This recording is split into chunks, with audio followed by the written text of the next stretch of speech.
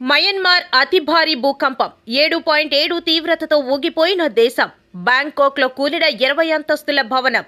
Myanmar దేశం ఊగిపోయింది, వణికిపోయింది. భారీ భూకంపంతో పెద్ద పెద్ద బిల్డింగ్స్ ఊగిపోయాయి. మయన్మార్ దేశంలో మండలే జిల్లా కేంద్రమైన మండలే పట్టణం కేంద్రంగా ఈ భూకంపం కేంద్రం ఉంది.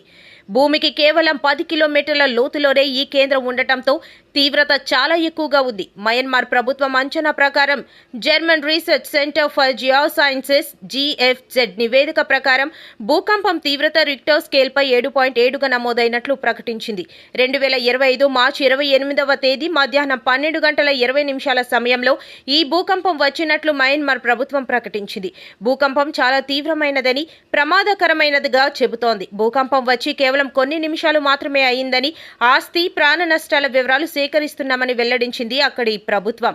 భూకంపం తీవ్రత 7.7గా ఉండటంతో బర్మా సిటీలోని భారీ భవనాలు ఊగిపోయాయి. ఆఫీసులు, ఇళ్లల్లోని జనం బయటకు పరుగులు తీశారు.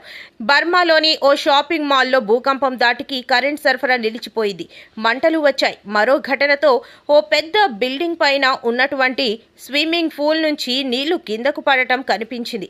ఆఫీసుల నుంచి జనం బయటకు పరుగులు తీస్తున్న విజువల్స్ సోషల్ మీడియాలో కనిపించాయి.